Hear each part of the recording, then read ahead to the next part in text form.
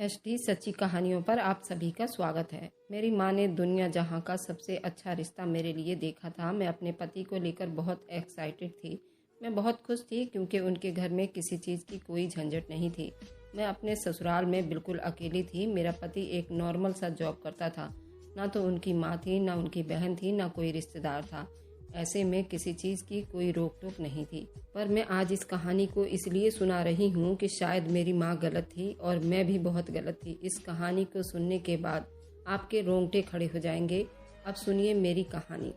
मेरी शादी को अभी थोड़े ही दिन बीते थे कि शनिवार के दिन मेरा पति दोपहर को कहीं चला गया था। नई नई शादी हुई थी, इसलिए मैं रोज ही शाम को तैयार हो जाती थी। आज भी मैंने एक खूबसूरत सा ड्रेस पहना था और तैयार भी हुई थी। लेकिन जब मेरा पति राजीव शाम को घर आया तो उसके हाथ में शॉपिंग की एक पन्नी थी। उसने वह पन्नी का बैग मेरे हाथ में थमा दिया और बोला कि उसे पहनकर तैयार हो जाओ। मैंने हैरानी से राजीव के तरफ देखा। मैंने कहा, मैं पहले से ही तैयार हूँ। वह कहने लगा, जो अभी ड्रेस तुम्हारे लिए लाया हूँ उसे पहनो और तैयार हो जाओ। मैं शॉपिंग के बैग लेकर अपने कमरे में आ गई। जब मैंने वह ड्रेस देखा तो देखकर मेरी आंखें दंग रह गई थी। वह बहुत ज़्यादा फैंसी और कीमती नाइटी थी। मैंने कहा, राजीव, ये तो बहुत ज़्यादा फैंसी ड्रेस है। राजीव कहने लगा, मेरे दोस्त के घर पर पार्टी है, इसलिए जल्दी से तैयार हो जाओ। इतनी कीमती और फैंसी नाइटी लाने की राजीव को क्या ज़रूरत थी? मेरी शादी पर राजीव ने शगुन में एक जोड़ा भी नहीं लाया था। कहता था मेरी गुंजाइश नहीं थी और अब फिलहाल में वह नाइटी पहन ली। वैसे भी एक खूबसूरत घरेलू लड़की थी। उस नाइटी ने तो मेरे हुस्न को चार चांद लगा दिए थे। मैंने मेकअप करने के बाद अपने बालों को जूड़ा बनाना शुरू कर दिया तो राजीव मेरे कमरे में आ गए। मेरे पास आकर मुझे सर से पैर तक देखा, फिर कहने लगे कि बाकी सब तो ठीक है, अपने बाल खुले रहने दो। मेरे होश उड़ा दोगी। उनकी तारीफ पर मैं पलक झपकना भूल गई थी। बिल्कुल तैयार थी। मैंने बालों को फिर से खोलकर उसको स्ट्रेट किया और अलमारी से बड़ी सी चुन्नी निकालने लगी क्योंकि खुद को अच्छी तरह से ढक सकूं। ये देखकर राजीव ने मुझे जल्दी से रोक दिया। कहने लगा, ये क्या कर रही हो? इतना कीमती नाइटी का सारा लुक खराब हो जाएगा। मैंने कहा, राजीव, मैं यूँ तो बाहर नहीं जा सकती। आप खुद देखिए, ये नाइटी काफ़ी फिटिंग है और काफ़ी खुला खुलासा है। फिर उसका दुपट्टा भी नेट का है, जिसे लेना और ना लेना बराबर ही है। राजीव कहने लगा, मुझसे बहस मत करो। वैसे भी मेरा दोस्त अपनी गाड़ी और ड्राइवर भेज रहा है। तुम्हें घबराने की ज़रूरत नहीं है। कुछ ही देर में राजीव के नंबर पर किसी का कॉल आया था। वह फ़ोन पर कहने लगा, हम लोग तैयार हैं। राजीव मुझसे कहने लगे कि चलो, ड्राइवर आ गया है। राजीव एक मिडिल क्लास फैमिली से था। मैं भी इसी तरह से मिडिल क्लास फैमिली से ही थी। मैं जानती थी कि मेरा पति कोई इतना अमीर आदमी नहीं है। राजीव के पास गाड़ी नहीं थी, एक पुरानी सी मोटरसाइकिल थी। घर भी छोटा सा था। शादी के रात ही उसने मुझसे कह दिया था कि उसकी तनख्वाह बस इतनी है कि हमें महीने के अंत के बाद का पहली तारीख का बेसब्री से इंतज़ार करना होगा, इसलिए हमें अगले महीने का इंतज़ार करना होगा। इसलिए तुम्हें हर चीज़ को सोच समझकर खर्च करना पड़ेगा। मैंने भी कोई एतराज़ नहीं किया था। शादी के उन 8 दिनों में मैंने राजीव से कोई भी फरमाइश नहीं की थी। वे अकेले ही रहते थे, छोटा सा फ्लैट था। मैंने शादी के अगले दिन ही किचन संभाल लिया था। राजीव मुझसे कहता था कि शादी पर बहुत खर्चा हो गया था, इसलिए मैंने शगुन में ज़्यादा ड्रेस नहीं बनवाए थे। थोड़े महीने ही बीते थे, इसलिए मुझे हैरानी हुई थी कि जब राजीव की गुंजाइशें ही नहीं थी, इतनी कीमती नाइटी लाने की क्या ज़रूरत थी, वह भी बस एक दावत पर जाने के लिए। मेरे दहेज के काफ़ी फैंसी सूट भी बिल्कुल नए नए थे। मैं उनमें से ही कुछ पहन लेती, लेकिन वे एक कीमती नाइटी मेरे लिए लाए थे। कम से कम उसकी कीमत 40 से 50 हज़ार तक की थी। क्या ज़रूरत थी इतना खर्च करने की? फिलहाल राजीव के दोस्त का ड्राइवर भी आ चुका था। हम दोनों गाड़ी में बैठ गए। वह गाड़ी खूबसूरत इलाके के बड़े से बंगले के सामने रुकी। हॉर्न देते ही जल्दी से चौकीदार ने दरवाज़ा खोला था। पार्किंग एरिया में उस टाइम 3 गाड़ियां पहले से मौजूद थी और चौथी हमारी थी। साइड पर बने बगीचे भी बेहद कीमती और खूबसूरत फूलों से सजाया हुआ था, लेकिन वहां पर इतनी लाइटिंग नहीं थी जैसे कि आम पार्टियों में होती है। राजीव मेरा हाथ पकड़े मुझे अंदर आंगन में ले गया। मेरी नाइटी काफ़ी फिटिंग थी और उस पर यह सितम था कि दुपट्टा नेट का था। जैसे मैं अंदर गई तो अंदर मुझे सिवाय आदमियों के कोई भी नज़र नहीं आया था। वहाँ कोई भी औरत मेरे अलावा नहीं थी। ये देखकर मैं बुरी तरह से नर्वस हो गई थी। ये कैसी पार्टी थी जहाँ सब पुरुष ही पुरुष थे, एक भी औरत नहीं थी। और ये अगर सिर्फ पुरुषों की पार्टी थी तो फिर राजीव मुझे यहाँ क्यों लेकर आया था? इन हट्टे कट्टे पुरुषों को देखकर मैं बिल्कुल राजीव के साथ चिपक गई थी। मैंने कहा, राजीव, यहाँ तो कोई भी औरत नहीं है। वह कहने लगे, ये सब शादीशुदा नहीं है तो उनकी पत्नियाँ कहाँ से आ सकती हैं? मुझे अपने साथ चिपकाए हुए अपने दोस्तों के पास ले गए। मुझे हैरानी का झटका लगा उस वक्त जब राजीव ने मेरी पहचान अपने दोस्तों से करवाया और वे हाथ मिलाने के बहाने मेरे सामने अपना हाथ बढ़ाने लगे। मैं ये देखकर पीछे हटी थी। ये कौन सा तरीका था? फिर मुझे राजीव के दोस्त कुछ अच्छे भी नहीं लग रहे थे। अजीब घूरती हुई नजरें थी सबकी। सब मुझे सर से पैर तक देख रहे थे। उनकी आंखों में ऐसी बेशर्मी थी, मुझे अपने जिस्म पर चुभती हुई सुइयां महसूस होने लगी थी। मेरा दिल बहुत तेज घबराने लगा था। मुझे इस तरह बेचैनी होने लगी थी मैं जल्दी से इस घर से बाहर निकल जाऊं। वहाँ इस वक्त 5 आदमी थे और पांचों के हाथों में शराब के गिलासों में शराब भरा हुआ था। सबकी आंखें न जाने एक हवस का शिकार करता हुआ महसूस हो रही थी। ऐसा महसूस हो रहा था जैसे सब के सब नशे की हालत में हो। मैं बहुत घबराई हुई थी, इसलिए राजीव के पास जाकर उनके सीने से लग गई। मैंने कहा, राजीव, मुझे यहाँ नहीं रहना, मुझे आप घर छोड़कर आइए। कहने लगे, तुम्हें क्या हो गया है? क्या महिलाएं पुरुषों के पार्टी में नहीं जाती? मुझे घबराने और डरने वाली लड़कियों से सख्त चिढ़ है। मुझे लड़कों से कंधा मिलाकर चलने वाली लड़कियां पसंद है। हर पार्टियों में जाएं और एंजॉय कर सके। इसलिए ये डरपोक लड़कियों की तरह रिएक्ट करना बंद करो। ये कहकर उन्होंने बाजू से पकड़कर खुद से पीछे किया था। मैं तो राजीव का व्यवहार देखकर ही आश्चर्यचकित हो गई थी। मेरी आंखों में आंसू आ गए थे। इससे पहले मैं रो देती। राजीव का एक दोस्त मेरी तरफ बढ़ा और कहने लगा, भाभी, आप क्यों परेशान हो रही हैं? मेरी पत्नी दूसरे शहर अपने मायके रहने गई है और बाकी दोस्त सब कुंवारे हैं। 1-2 साल रुक जाइए, उन सब की भी शादियां हो जाएंगी तो सबकी पत्नियां आ जाएंगी। अगर हमारी पत्नियां नहीं हैं तो हम क्या करें? मिलना जुलना छोड़ दें। हमने तो आपके लिए बहुत अच्छे खाने का आयोजन किया है। उसका व्यवहार मजाक उड़ाने वाला था। फिर वह राजीव से कहने लगा, आओ राजीव, डाइनिंग रूम में चलते हैं, खाना बिल्कुल रेडी है। मैं राजीव का हाथ जोर से पकड़े डाइनिंग रूम में टेबल तक पहुंची थी, जहां पर बहुत सारे अलग अलग तरह के डिश लगे हुए थे। मैं राजीव के साथ टेबल पर बैठ गई। राजीव के बाकी दोस्त भी सामने की कुर्सियों पर बैठकर आपस में बातें कर रहे थे। उसका दोस्त जिसके यहाँ पार्टी थी वह मेरी प्लेट में अलग अलग तरह के डिश डाल रहा था। कह रहा था, भाभी, ये भी खाकर देखिए, ये भी खाकर देखिए। खाना बहुत ज़्यादा स्वादिष्ट था। मुझे भी भूख लगी हुई थी। अजीब बात तो ये थी, जैसे जैसे मैं खाना खा रही थी मेरी आंखें नींद से बंद होने लगी थी, लेकिन मैं अपना हाथ भी नहीं रोक पा रही थी। खाने का स्वाद ही कुछ ऐसा था। खाना खाते खाते मुझे लगा जैसे मैं यहीं सो जाऊंगी। बेहोशी की नज़रों से राजीव के तरफ देखा तो उस वक्त मुझे एक के बजाय 4 राजीव नजर आ रहा था। मैंने कहा, राजीव, आप घर चलो, मुझे नींद आ रही है। वह कहने लगा, हाँ चलो। ये कहकर जैसे ही मैं अपनी कुर्सी से खड़ी हुई, लड़खड़ाते हुए राजीव की बाहों में गिर गई थी। बस 1 मिनट लगा था मुझे अपने होश खोते हुए। सुबह जब मेरी आंख खुली तो मेरा सर बुरी तरह से चकरा रहा था। बड़ी मुश्किल से मैंने अपनी आंखें खोली थी। मैं अपने कमरे में पड़ी थी, अभी भी उसी नाइटी में थी जो अब मुझे अपने बदन पर बुरी तरह से चुभ रही थी। मैंने बड़ी मुश्किल से उठकर बैठने की कोशिश की। मुझे लगा जैसे मेरा पूरा बदन साथ ना दे रहा हो। मेरे पूरे बदन में दर्द की टीसें उठ रही थी। बड़ी मुश्किल से मैंने अपने दुखते बदन को बेड से टेक लगाकर बैठने पर मजबूर किया था। पता नहीं क्यों मैं चूर चूर हो चुकी थी। मुझे अपने अंदर एक अजीब सी कमजोरी महसूस हो रही थी। मैंने देखा तो मेरा सारा जेवर उतरा हुआ था और हाथों में जहां मैंने चूड़ियां पहनी हुई थी वहां पर खरोचों और जख्मों के निशान थे। ये देखकर मुझे हैरानी हुई थी। मैं ठीक से अपने होश में आई भी नहीं थी कि जब राजीव ट्रे में नाश्ता लेकर अंदर दाखिल हुए थे। बहुत खुश लग रहे थे। मुझसे कहने लगे, देखो, आज मैंने तुम्हारे लिए पूरे ड्राई फ्रूट का नाश्ता लाया हूँ। मैंने कहा, पता नहीं राजीव, मेरे जिस्म में बहुत दर्द है। मेरी बात पर वह फिक्र करने के बजाय मुस्कुराने लगा। कहने लगा, रात तुम बहुत ज़्यादा खूबसूरत लग रही थी। फिर मैंने अपने होश खो बैठा था और इसलिए घर आते ही मेरी नीयत तुम पर खराब हो गई थी। राजीव काफी आशिकाना मूड में लग रहा था। मेरी नजरें खुद ब खुद झुक गई थी। कहने लगा, तुम नाश्ता करो, मैं तुम्हारे लिए दर्द की दवा गरम गरम चाय लाता हूँ, फिर ये दर्द भी आधे घंटे में ठीक हो जाएगा।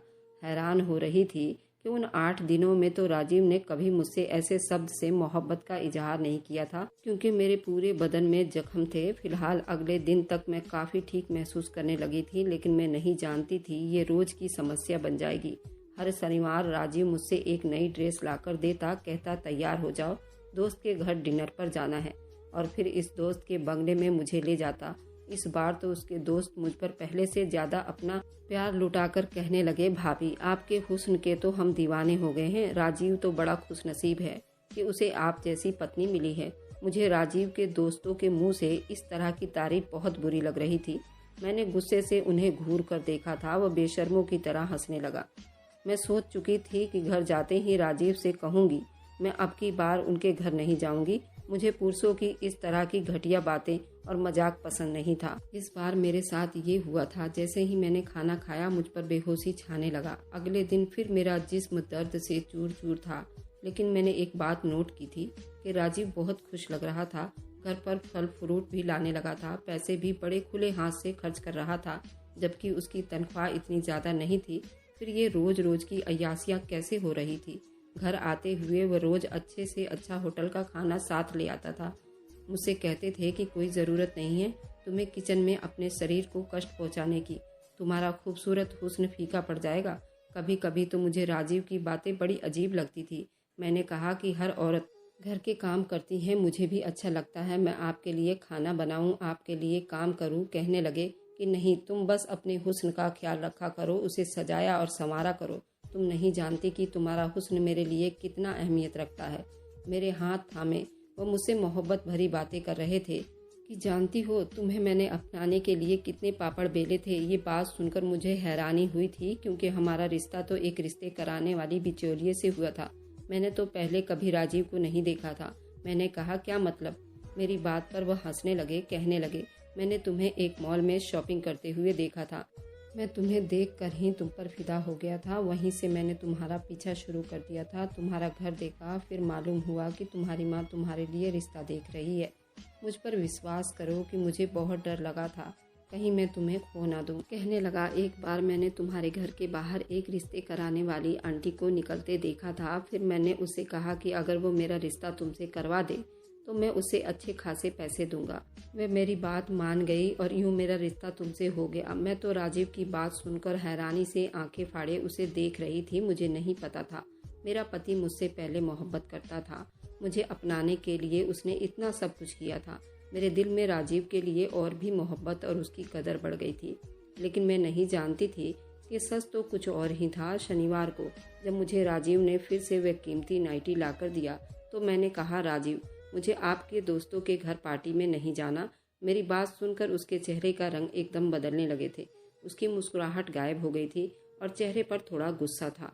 कहने लगा क्या मतलब है तुम्हारा, वे लोग इतने चाहत से तुम्हें बुलाते हैं। मैंने कहा कि नहीं, मुझे नहीं जाना। न जाने वो कैसा खाना मुझे खिलाते हैं कि खाते ही मुझे नींद आने लग जाती है और सुबह मेरी बहुत बुरी हालत होती है। उस दिन तो मैं चलने फिरने के काबिल भी नहीं रहती।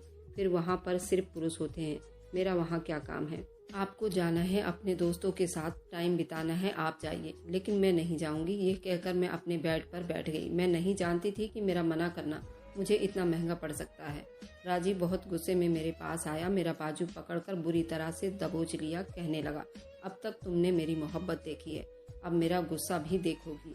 मुझे ना कहने वाले लोग बिल्कुल भी पसंद नहीं है और मैं उनके साथ एक मिनट भी नहीं रहना चाहता। रिंकी, अगर तुमने मेरे किसी बात के लिए भी मना किया तो तुम नहीं जानती कि मैं कितना गुस्सैल और पागल इंसान हूँ। ये कोई इतनी बड़ी बात तो नहीं थी कि जो मैंने उसे कही थी, लेकिन राजीव का गुस्सा तो यूं था जैसे वह सच में मुझे जान से मार डालेगा। अपनी लाल आंखें मेरे आंखों में गाड़कर बड़े खतरनाक शब्दों से कह रहा था। उस दिन तो अपने पति का ये रूप देखकर मैं बुरी तरह से कांप सी गई थी।